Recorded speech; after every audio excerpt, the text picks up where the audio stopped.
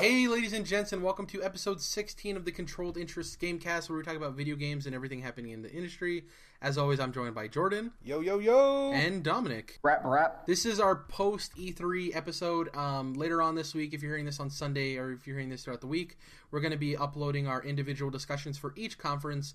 We'll get into it a little bit here, obviously, but we're getting way more in-depth announcement by announcement on those discussions, so definitely check those out if you want to see what we have to say about each individual conference. So we're going to be getting into what we've been playing recently. Like I said, E3 was this week. I'd really, with editing and a lot of stuff I had to do, I didn't have a whole lot of time to play video games, but I got in a little bit of Sunset Overdrive, which Jordan's probably stoked about. Not too long, probably like a half an hour to an hour. Did some, a little bit of missions. I did the first, like a night encounter thing where you have to hold off the guys from the tanker or whatever. I also played Limbo front to back again. It was free on Xbox One now. It is free. You should go download it. After they announced the release date for Inside, they said, Limbo's free to anybody on Xbox One. I haven't played that game in a while. One of my best experiences on 360, so played that front to back. Almost have it perfected. I'm like at 900 out of 1,000 gamer score. The last one is to get through the game with 5 or less deaths in one sitting, which is going to be fun, quote unquote. So just Sunset Overdrive and Limbo for me. What about you guys? For me, I mentioned this on one of our discussions, but I'm not an actual terrible person who's a shitty-ass liar. I did actually play Persona 3 this week on my PS3, so I am going through that, and I'm going to finish it someday. And they had a awesome E3 sale for PlayStation, so I picked up several games. One of those was Resident Evil 0 that I played for several hours last night. And the tank controls are definitely rough, but once you get the hang of it, it's a cool experience and a fun game, so I'm excited to go further into that. Really just took a break from Witcher Blood and Wine because I mentioned they're working on the update to fix the bug I was getting, not being able to lock on in combat. So I really want to stretch Blood and Wine out anyways, just because I'm going to miss Witcher 3 so much when I'm finally done with everything, even though I'll do New Game Plus at some point. So kind of just waiting on that. Just probably wait until they update it to hop back in, and because obviously locking on is a pretty big part of combat. So in the meantime, I was just having a real big itch to play some Bloodborne, and so I jumped back into that, and I'm right at the end of the story, but I decided not to mess with the last boss because once you beat him, you automatically go into New Game Plus, which I don't want to do because it would make everything harder, and I want to just kind of stay in my little pocket that I'm in right now. So the Hunter's Dream is currently burning, but I'm not really concerned with that. I'm just messing with the Chalice Dungeons, which I'm enjoying very much in Bloodborne. And besides that, I've kind of just been jumping around to games I wanted to play. Not really worrying about, what I'm finishing or what I'm my backlog or anything like that. And so they came out with an E3 trailer for Kingdom Hearts 2.8, which is a bridge to Kingdom Hearts 3, essentially, kind of like Metal Gear Solid Ground Zeroes. And so I'm really excited for that, and I decided to go grab Kingdom Hearts 2.5 on PS3, which has the remaster of Birth by Sleep, the first chronological game in the series, and also by far my favorite game of the series. So jump back into Kingdom Hearts Birth by Sleep. One huge thing real quick about remasters: if you're going to remaster a game, do it right. And Square Enix just pissed me off so bad in these remasters for Kingdom Hearts where you can't turn subtitles off. Oh, wow. So all the cutscenes in these 40 plus hour games, sometimes 100-hour games, are like, just filled with subtitles that I do not need and do not want there. So if you're going to remaster your games, do them right, publishers. But yeah, love Birth by Sleep, one of my favorite games. Love Kingdom Hearts, so loving that 2.5 HD remix. Like I said, I've been jumping around, been playing a bunch of games. So my list is longer than usual too. So like you mentioned, there's a PSN sale, a really, really good PSN sale. I picked up The Order 1886 for $6 and some change, because that was one I never played. And I'm just going to say that this game is criminally underrated. Yeah. And it might be a product of instead of like things getting overhyped and they disappoint, this had such low expectations for me that it couldn't have Been disappointed. worse. Yeah. Right. But this game is gorgeous, drop dead gorgeous, first of all. And it does a lot of things right. And the story is really interesting and unique. There's a couple misses, but to me, like these misses, I see them more as like potential to like, if they fix these couple of things, this could be like a great franchise. I think this game is really cool. It's a I'm solid almost done with it. PS4 exclusive. Yeah, and especially for $6, it's like, of course. What else is Nintendo's also doing an eShop sale for the week of E3, and both these sales, I believe, are going on until Tuesday the 22nd, I believe, or maybe it's Wednesday the 23rd, something like that. So, but you may or may not have time by the time you're listening to this to check it out, but definitely a lot of good stuff going on there. So for Nintendo's eShop sale, I bought Legend of Zelda Oracle of Seasons and Ages for like $3 each. Nice. Yeah, and because I used to love those games. I adore those. Those are great Zelda games. So I've been playing a little bit of Ages over the past couple days. And then my surprise item on this list is actually a product of all the Zelda hype that I've been experiencing around E3 and looking at the new game. Triforce Heroes. Not quite. Oh God, thank you. Between Worlds? Nope. Actually, I played that last year sometime. That was a great game too. But I was, strolling through the used game store in town here in Michigan, and saw Wii for $40. Mom and Grop Shop. A mom and grop shop. So I picked up a Nintendo Wii. Wow. For only $40. Couple extra controllers. I also picked up Mario Kart because I've been wanting to play some Mario Kart recently. But then, more importantly, I grabbed Zelda Skyward Sword, which is the one entry in the series I'd never played, having never owned a Wii. So I put some time into that, and it's definitely not my favorite in the series. The motion controls kind of... Ooh, Nintendo. Yeah. There's some moments when you're sword fighting, whereas like now the sword fighting in this game, as opposed to any other Zelda, is actually challenging and interesting, and you have to think a little bit. Whereas before you just button mash on guys, and there's really nothing to the combat in Zelda games. But this is a little bit different. But it's overshadowed by the frustration of dealing with motion controls in general for simpler things. The sword fighting itself works pretty well, but sometimes there's little other things like shooting the beetle around or like gliding, and you have to use the Wii remote to tilt, and that kind of stuff is painful. But can you use a controller? I don't believe so, but I could be wrong. Back of the box usually has it for Wii games. Oh my God! If only I can't wait for you to play the new Legend of Zelda: Breath of the Wild with a magnet controller. That's gonna be great. I'll be using the Pro controller. Don't worry. The NX Pro controller. Is that everything you've been playing? That's cool though that you went back and got. And that's it. Yeah, I really want to go back and hit that because it's another gap. And I love Zelda. I love the series, so I want to, cross that off the list and check it out. So that's awesome. You guys played quite a bit. I feel kind of bad for not playing that much, but I really didn't have time, so I don't feel too bad. But I've been unemployed this week, so I've had lots of time. So I want to get into we're going to do the recap now. We had our discussions talking about the conferences, and we're going to have a topic later on talking about who we thought won E3. But this is basically, I just want to talk about the games we saw that we enjoyed and we were excited for and that we thought were awesome. For me, one of the games I'm most excited for that we didn't talk about during any of the discussions just because it wasn't mentioned in any of them, Yooka-Laylee, from what I've seen, looks even more impressive than what I was expecting. There's plenty of games that go on Kickstarter and don't meet expectations or don't ever come out. Man, are these previous guys, the guys that play Tonic from Rare, they're doing everything they can with this money that people gave them through Kickstarter.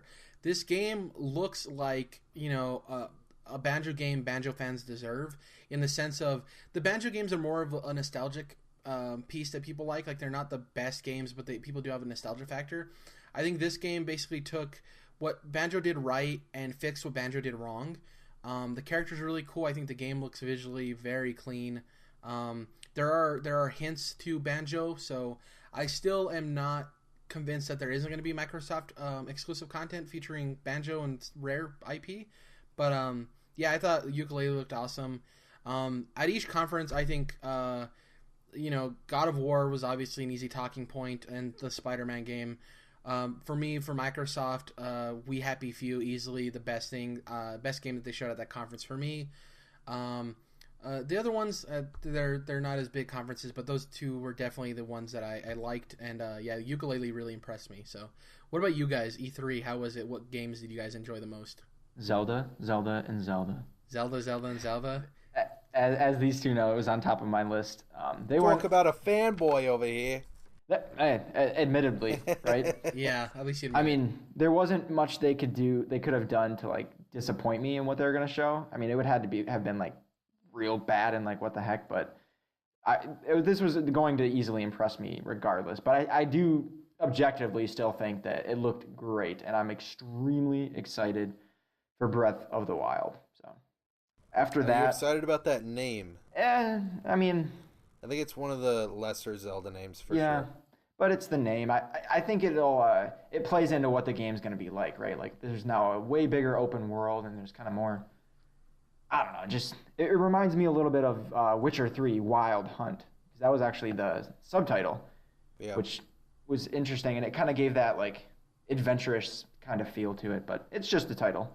What do you think about the VO in the demo? I was kind of shocked by that, but I think it'll be cool. I think it'll be good. They need some voice acting. I'm glad they're keeping Link silent for now. I know a lot of people don't like that, and they're like, well, they need to move forward and have voice protagonists. But it's tough. I love the series too much, and I'm too much of a traditionalist to want to change that. But I do like the voiceover, at the beginning where you heard "Wake up, Link" and this and that. So I don't like that because I think like people have been waiting for voice acting in Zelda for so long, and then they just kind of offhandedly toss it in there, and people are like, "Oh gosh, this game has voice acting," but it really doesn't.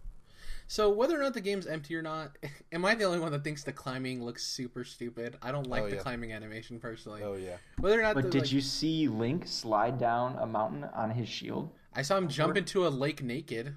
Well, partially naked, almost naked. The game looks interesting. I'm still worried that the game's empty. It gives you everything you want from Skyrim, but nothing you want from Zelda. It implements for me, and oh man, I'm gonna get so much flack for this. Jordan and I were talking about this.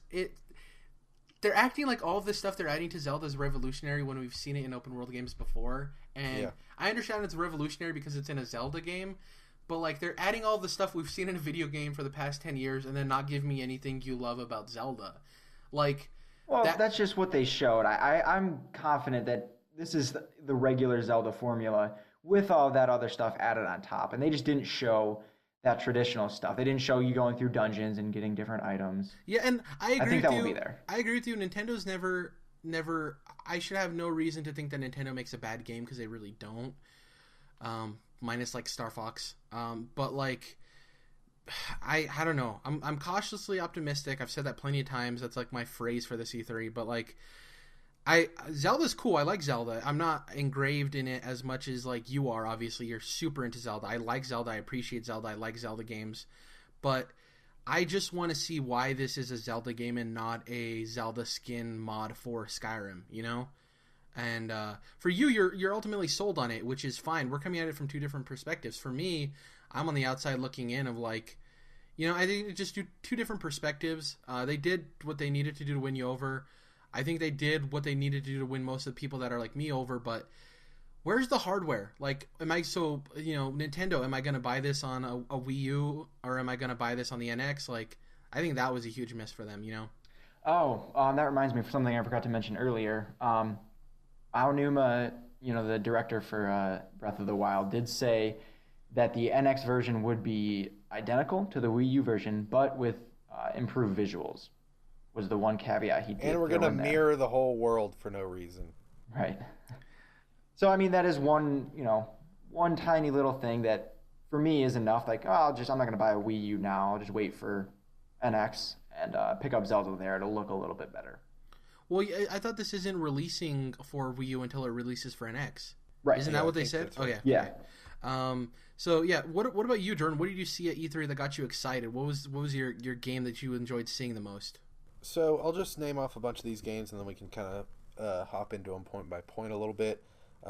Gears of War 4, Gravity Rush 2, For Honor, We Happy Few, Horizon Zero Dawn, Ghost Recon Wildlands, and Deus Ex Mankind Divided, or Human Revolution. Which one is No, it? Mankind Divided. Human Mankind Revolution's the old one.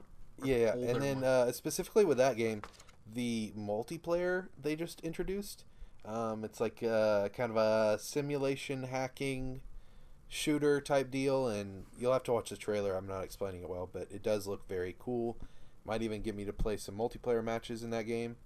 So yeah, starting with Deus Ex, I'm super excited for that game. Love that sci-fi look, and the whole talking about discriminating against human beings that are augmented. Gameplay looks great as far as how you can go stealth or action. So that one's coming out really soon, and I am very much hyped on Deus Ex. Yeah, but for me, I don't think as far as the conferences, I saw a game I super disliked. Usually, for these conferences, there's a game that I'm like what? But I think this was a good E3. I think there was plenty of games to get excited for. One of the games I'm most happy for, but it doesn't have a release date, is the Spider-Man game. Yeah, That new Spider-Man looks that cool. one. And you mentioned Detroit those were both on my top 5. As far as this list, just kind of stuff I'm excited about. Horizon wasn't super anything super special that we hadn't seen already from them, or really any open world RPG. Pretty much the same with Ghost Recon, though I am super interested in the fact that it's kind of a tactical third-person Far Cry, which definitely has my interest peaked. We Happy Few, hoping that it comes to PlayStation sooner, but it's looking like I'm going to have to play that on Xbox. Looks really cool. We Gonna talked about have this in to. Like it's a burden. Well, it has probably easy trophies, and it's always good if you Yeah, want. like Play it getting on trophies and just having it in my PS4 library, all that sort of thing. Yeah. But I am excited for that game and the tone that it's going for. For Honor, I don't know if I mentioned this on the podcast before, but I am so into deep sword fighting and melee combat in third-person action adventure games, which is why I love both Witcher 3 and Bloodborne so much. And those have really deep combat systems. Obviously, For Honor looks like a very deep sword fighting combat system. Gravity Rush 2, I love superhero games, and I really like the way that Kat in Gravity Rush, or Gravity Days if you're Japanese, I like what kind of superhero she is. She flies around, but it's like this really... she doesn't have all that much control. She can kind of start and stop herself and send herself in certain directions, but she really can't just like zoom around like Superman would be able to. And then her combat, she has like kind of superpowers and stuff, but really she uses kicks instead of like melee punches. So the whole combat system in 1 and 2 are based around kicks as opposed to punches, and I really like that. Lastly, Gears of War 4. Yeah, it looks like more Gears, but in a good way. They're adding new cool stuff, different characters, different enemies in some ways, it seems like. And I think Gears of War is going to be a very solid game. Probably going to do better than Halo 5 did, since it seems like the multiplayer with Halo was great, but a lot of people were disappointed in that campaign last year. Yeah. My closing thoughts on this recap, I would have to say, so you mentioned Ghost Recon Wildlands. Neither of you have played The Division, right? Correct. So I'm safe to assume that even though both of you didn't super like Destiny, the shooting mechanics in that game were brilliant. Like, they were solid. I wanted to like Destiny so much, but yeah. So the big thing with that is, like, if Ghost Recon has anywhere near the shooting mechanics Division had, it'll be the tightest shooting mechanics based game that you guys will probably play in a while. I played the Division beta, and of course there I could tell that I was already enjoying those mechanics there. Whether or not the game has issues running and all of that stuff with the gear chasing, that game's shooting mechanics are almost second to none. Like, they're so tight, the guns feel so right, it feels like you're shooting a gun. Like, if Ghost Recon is any indication to be anywhere near the Division as far as just shooting mechanics, take an environment and a gameplay that people want to play over the Division, but add in those super solid shooting mechanics, and I think they have a sleeper on their hands. Like, game looks really solid. Until it takes you a clip and a half to kill someone, right?